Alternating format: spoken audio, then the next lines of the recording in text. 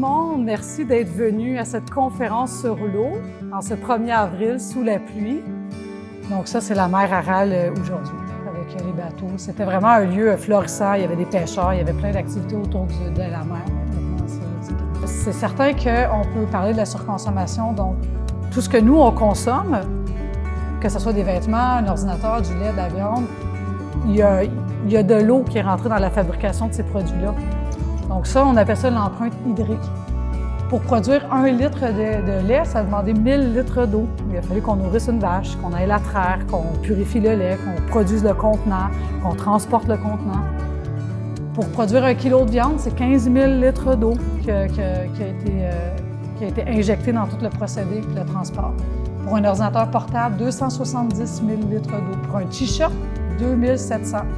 Puis pour 1 kilo de pain, 1600 litres d'eau.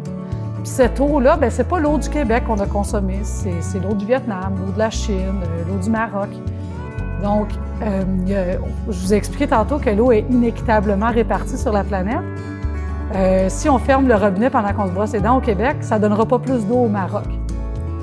Par contre, si on fait attention de ne pas gaspiller la nourriture qu'on achète, les clémentines viennent du Maroc, bien, on aide le Maroc à faire attention à leur consommation d'eau. Si on consomme des tomates, des concombres, des laitues de saison qui viennent du Québec, puis qu'on n'encourage pas l'agriculture industrielle de la Californie en achetant leur laitue au mois de janvier, bien, on aide aux citoyens de la Californie à avoir un accès à l'eau. Libérer l'eau de la bourse, c'est qu'il y a 2 ans et demi, l'eau est entrée à la bourse. L'eau de la Californie est maintenant cotée en bourse à Chicago. C'est très inquiétant parce qu'à partir du moment où ça transite à la bourse, on n'a plus aucun pouvoir, c'est de la spéculation. Puis ce qu'on a su aussi cet automne et qui s'est ressorti dans les médias il y a 2 semaines, c'est qu'un certain Olivier Primo au Québec, statue publiquement qu'il détiendrait 36 % des permis de prélèvement d'eau au Québec et qui n'en fait rien parce qu'il attend que ça prenne de la valeur. Ça s'appelle de la spéculation financière. Donc 36 %, c'est le tiers de nos permis d'eau qui servirait à de la spéculation financière.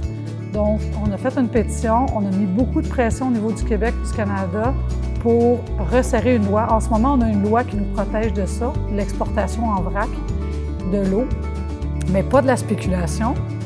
Et ce qu'on demande, en fait, c'est de resserrer les lois et les règlements. Et on demande au Québec aussi à ce que, quand une industrie ou un commerce demande un permis de prélèvement d'eau, qu'il y ait une affectation. Donc, que voulez-vous faire avec cette eau? Et si la personne a des fins de spéculation, bien que ça soit interdit.